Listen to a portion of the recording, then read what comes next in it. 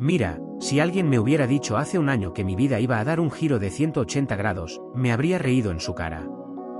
Pensaba que lo tenía todo bajo control, o al menos, que sabía cómo funcionaban mis días, aunque de control tuvieran poco. Los últimos años con Laura habían sido una montaña rusa sin cinturón de seguridad, y la verdad es que yo ya llevaba un buen rato con ganas de bajarme. No hubo un día específico donde todo empezó a ir mal. Fue más bien un goteo constante de discusiones, de silencios incómodos que pesaban más que las palabras, de miradas que no conectaban. Empezó con cosas pequeñas, como quién sacaba la basura o por qué me había olvidado de comprar la leche. Luego, fue escalando. Ella se quejaba de que yo no la escuchaba, yo sentía que ella siempre me juzgaba. La casa, que antes era nuestro refugio, se había transformado en un campo de batalla donde cualquier chispa podía encender un incendio. Yo intentaba calmar las cosas, a veces. Otras, me rendía. Me encerraba en mi propio mundo, ponía música en mis audífonos y finga que no pasaba nada. Pero la tensión era como una neblina espesa que lo cubría todo, desde el desayuno hasta la última mirada antes de dormir. O más bien, antes de intentar dormir. Porque la verdad es que el sueño era un lujo que hacía tiempo no me podía permitir. Daba vueltas en la cama, la cabeza me zumbaba con las palabras del día, las que habíamos dicho y las que nos habíamos callado. Y así fue, hasta ese día. Llovía a cántaros fuera, como si el cielo estuviera llorando por nosotros. La fue discusión por una tontería, algo del recibo de la luz. Pero la tontería era solo la punta del iceberg de todo lo que sentíamos y no éramos capaces de arreglar. Las palabras salieron de su boca como balas. Estoy harta, de verdad. No puedo más contigo, no puedo con esto. Fuera de aquí, vete, por favor. La escuché, y por un momento, fue como si el tiempo se detuviera. Mi cerebro intentó procesar esas palabras, pero era demasiado. El dolor se me clavó en el pecho como un puñal helado. No había vuelta atrás. Esas palabras no se podían borrar. Ella lo decía en serio. Y, en el fondo, una parte de mí, la que estaba agotada de pelear, también sabía que era inevitable. Me quedé en silencio, mirándola. Ella tenía los ojos rojos, el pelo algo revuelto, las manos apretadas en puños. Parecía tan frustrada, tan cansada, como yo. Asentí lentamente, como un reflejo automático. No dije nada. No había nada que decir. Fui al cuarto, el mismo cuarto que habíamos compartido por años, y abrí el armario. Saqué una maleta, la misma que usábamos para nuestras vacaciones, esas que ya ni recordaba cuando habíamos disfrutado de verdad. Empecé a meter ropa al azar, unas camisetas, unos pantalones, algo de ropa interior. Mis libros favoritos, mi cepillo de dientes, mi cargador del móvil. Las cosas básicas, las que caben en una maleta y no pesan tanto como el corazón. El corazón, ese sí que pesaba. Era un nudo de tristeza, vergüenza y una extraña sensación de liberación que aún no me atrevía a reconocer. Cada prenda que doblaba era un recuerdo, una promesa rota, un momento dulce que se había echado a perder. Cuando la cerré, la maleta no parecía tan llena. Pero sentí que llevaba encima el peso de todo el mundo. Salí del cuarto, pasé por la sala donde Laura seguía de pie, inmovilizada, mirándome con una expresión que no pude descifrar. ¿Alivio? ¿Arrepentimiento? ¿Dolor? Quizás todo a la vez. Me voy, le dije, y mi voz sonó como un susurro extraño. Ella no respondió. Solo me miró. Di media vuelta, abrí la puerta y salí a la lluvia. La maleta en una mano, la mochila de mi portátil en la otra. El aire frío me tocó la cara, y por primera vez en mucho tiempo, sentí que mi cuerpo reaccionaba a algo que no era una discusión. No sabía dónde ir. Mis amigos estaban lejos, mis padres en otra ciudad. La primera noche la pasé en un hotel barato, con la lluvia golpeando la ventana y el sonido de mi propio aliento llenando el silencio de mi habitación.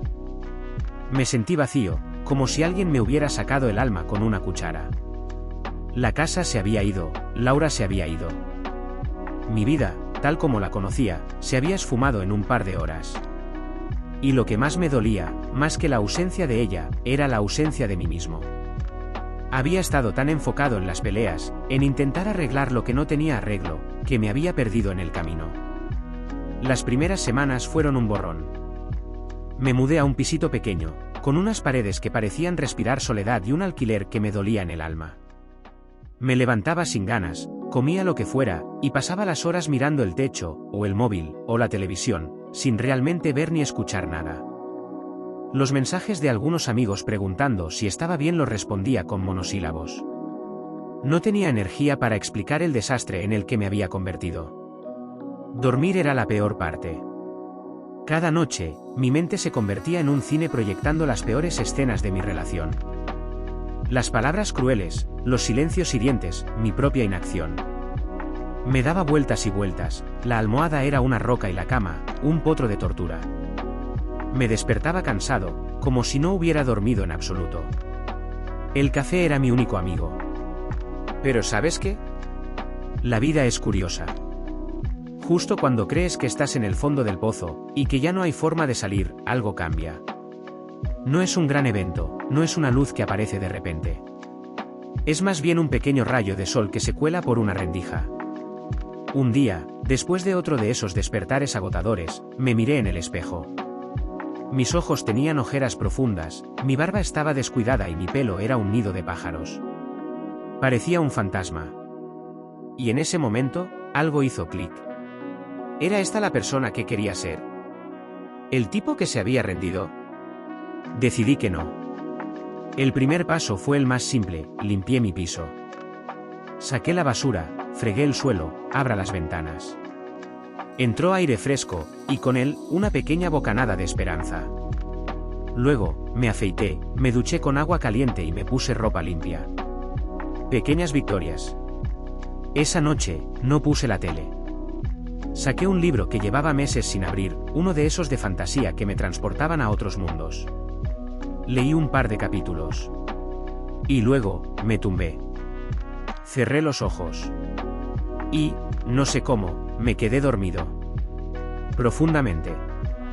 Sin sueños, sin pesadillas, solo un vacío reconfortante. Cuando me desperté a la mañana siguiente, por primera vez en años, me sentí descansado. El sol entraba por la ventana, tímidamente. Me estiré, y mi cuerpo no me dolía. Fue una sensación tan extraña, tan buena, que me dieron ganas de llorar. Pero en vez de llorar, sonreí. Una sonrisa pequeña, tímida, pero real. La primera en mucho tiempo. Esa semana, me atreví a llamar a Marcos, un amigo de la universidad con el que había perdido el contacto. Le conté un resumen de lo que había pasado. Él, con su eterna calma, me escuchó. Venga, tío, anímate. Salgamos a tomar algo. Y salimos. Yo reí. Me reí de verdad, a carcajadas, con los ojos llorosos, por alguna tontería que dijo. Sentí el calor de la amistad, de la conexión humana, de no tener que estar en guardia. Poco a poco, empecé a reconstruirme.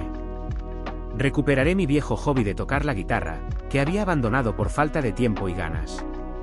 Al principio, mis dedos dolían y desafinaba mucho, pero la sensación de crear algo, por simple que fuera, era increíble. Empecé a correr por las mañanas, sentía el aire frío en la cara y el pulso latiendo fuerte. Era una forma de sentirme vivo, de ocupar mi cabeza con algo bueno. Mi piso, ese que antes me parecía tan solo, empezó a sentirse como mi espacio. Lo decoré con mis cosas, puse algo de música que me gustaba, cocinaba para mí. Era pequeño, sí, pero era mío. No había discusiones entre esas paredes. No había silencios tensos. Solo paz. El tiempo pasó volando. Los meses se convirtieron en un año. Ese hombre roto y perdido que había salido de casa de Laura ya no existía. Me había encontrado a mí mismo en las pausas de la guitarra, en el sudor de la carrera, en las risas con mis amigos, en la tranquilidad de mis noches.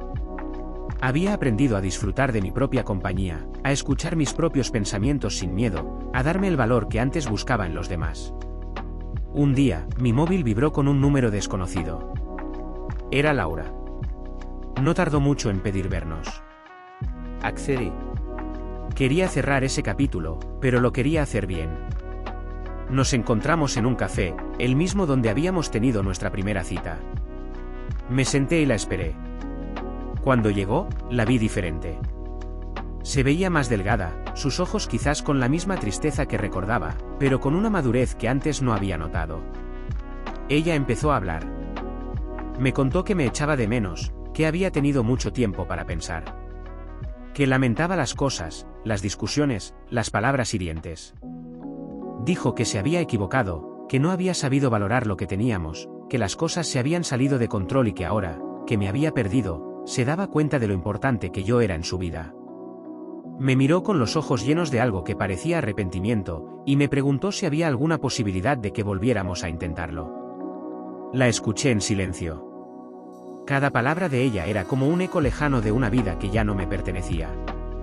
No sentí rabia, ni dolor, ni tampoco el deseo de volver. Solo una extraña calma. Ella era parte de mi pasado, una parte importante, sí, pero mi camino ya no era el mismo que el suyo. Cuando terminó de hablar, la miré. Le ofrecí una sonrisa, una de esas que ahora me salían naturales, no forzadas. Gracias, Laura, le dije, mi voz suave y tranquila. De verdad, te agradezco que me lo digas. Pero, ya encontré el hogar que me faltaba, yo mismo. Su expresión cambió, de esperanza a una comprensión lenta. Sabía que mis palabras eran definitivas. No había rencor en mi voz, solo una verdad simple y pura. Había encontrado la paz dentro de mí, y no iba a sacrificarla para volver a un lugar donde ya no pertenecía, ni a un yo que ya no era. Se quedó en silencio un momento, luego asentado, con una pequeña lágrima resbalando por su mejilla. Nos despedimos con un abrazo breve, un abrazo de cierre, no de reencuentro. Salí del café con el corazón ligero. No estaba solo. No me sentí vacío. Estaba conmigo mismo.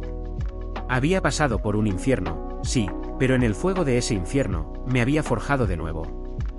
A veces perderlo todo es la forma más dura, pero más real, de encontrarte. Y créeme, una vez que te encuentras a ti mismo, entiendes que ese es el único hogar que de verdad importa.